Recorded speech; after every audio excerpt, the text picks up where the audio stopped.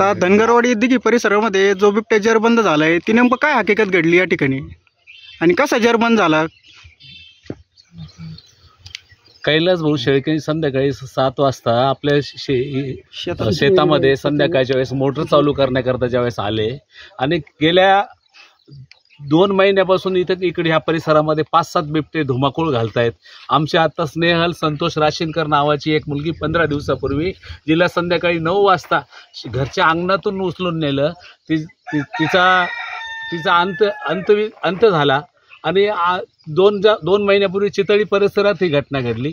आणि संध्याकाळी शेतकऱ्यांना एक तर लाईट नसते, रात्री लाईट नसली, दिवसभर लाईट नसते, संध्याकाळी आले तर लाईट चालू करून 12 वाजता लाईट येते. म्हणजे शेतकऱ्यांना रात्री अपरात्री इकडे तिकडे जावं लागतं. आणि ह्या परिसरामध्ये ज्यावेळेस हे शेतकरी कैलास भाऊ इथं आले तर संध्याकाळी 7च्या सुमारास त्यांना इथं बिबट्या दिसल्या. ते 2-3 होते आणि इथं पिंजरे लावलेले होते आणि त्या पिंजऱ्यात ते कोंबडे ठेवलेले होते, तर त्यात तो अडकला.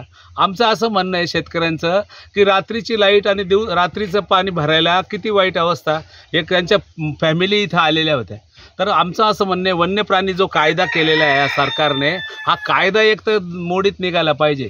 आणि याच्याबरोबर आम्ही वन्य प्राणी म्हणजे काय, ते आमचे जे रानडुकरं आहेत ते बी रात्रीतून ठोशा आणतात. तर शेतकऱ्यांनी जगायचं कसं, अशी परिस्थिती निर्माण झालेली आहे. तर या बिबट्यांना, या नरभक्षक बिबट्यांना आता वन खात्याचे सगळे कर्मचारी इथे येऊन गेले, बिबट्या घेऊन गेले.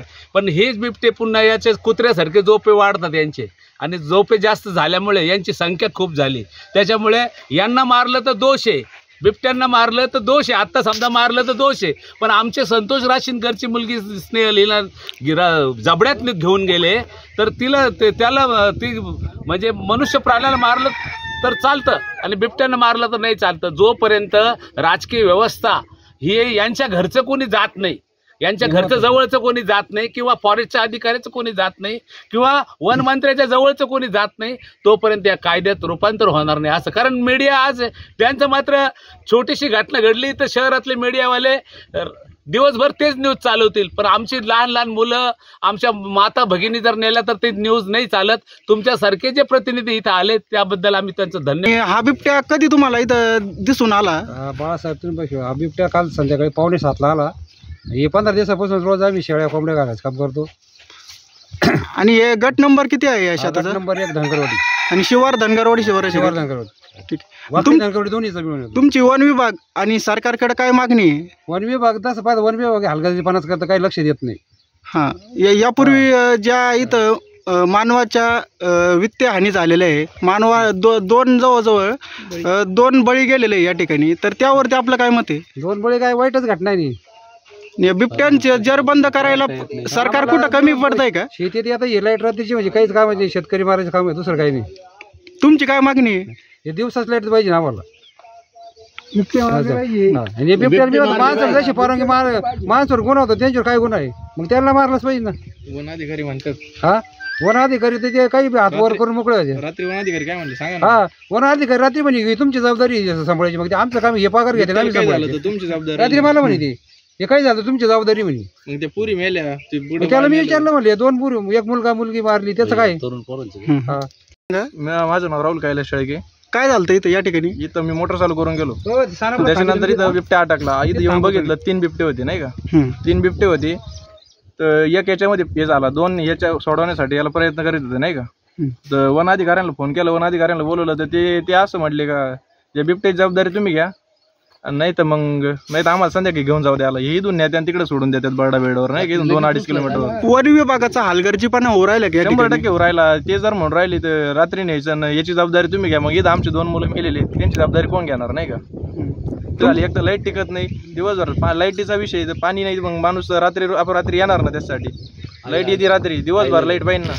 वन विभागाने या परिसरामध्ये किती पिंजरे लावलेले? एकच पिंजरा होता वैयक्तिक. आम्ही जाऊन रात्री 11-11:30 वाजता आम्ही 4-5 जण गेलो, 2 पिंजरे घेऊन आलो. नाही, 1 पिंजरा घेऊन आलो आणि 1 आता त्याने आणून सोडा. आता आम्ही वैयक्तिक खर्चातून आणला तो, पण रात्री तर कोणी पाहिला नाही आलं. ज्यावेळेस गावातून फोन गेले त्यावेळेस वन अधिकारी आले, आम्ही फोन केले त्याला किंमत नाही. सरपंचाचा फोन गेल्यानंतर ते आले, तोपर्यंत सामान्य माणसाचं त्यांना कळकळीची म्हणजे जो इथं हात बतो त्याचं त्यांना घेणं नाही, फक्त वरिष्ठ लोकांचंच घेणं, पुढाऱ्यांचं घेणं. अजून काय मागणी राहील तुमची? शासनानं मारायची अजून आमची परवानगी अशी दिली. इच्छा आहे की यांना आहे ना ठोकलं पाहिजे. तुम्हाला खरं सांगायचं जागेवरच ठोकलं पाहिजे. म्हणजे म्हणजे यांनी लोकांना मारलेलं चालतं, मग आपण काय करायचं तुम्ही सांगा. म्हणजे थोडक्यात शासनाने बिबट्यांना ठार करावे अशी तुमची मागणी आहे आमच्या का? जागेवरच ठोकलं पाहिजे इथं. अच्छा. हा जो बिबट्या जर बंद झालाय नेमकं त्याची काय माहिती आहे आपल्याकडे? जसं त्या परिसरात धनगरवाडी परिसरात स्नेहल संतोष राशिंकर ही कन्या 26 मार्च 2025 रोजी बिबटने मारली.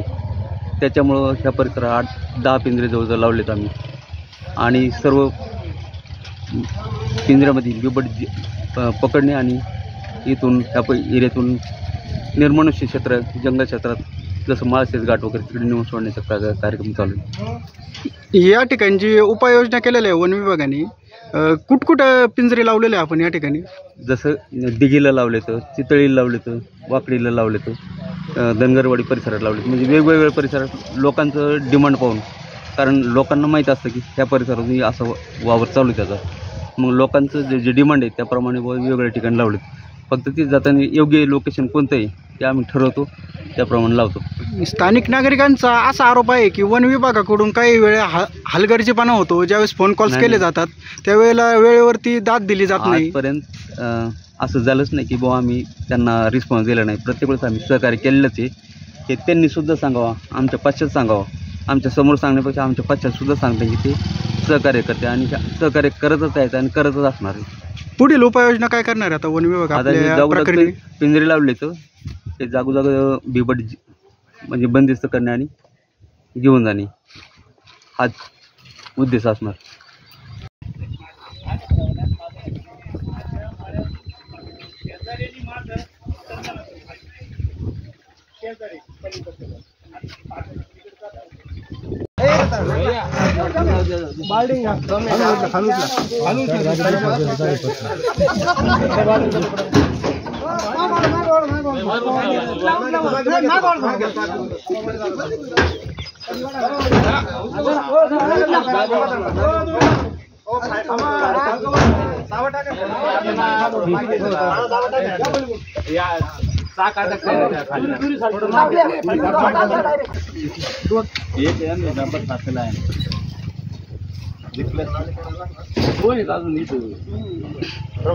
रात्री सकाळी 6 वाजेपर्यंत इथं होतो.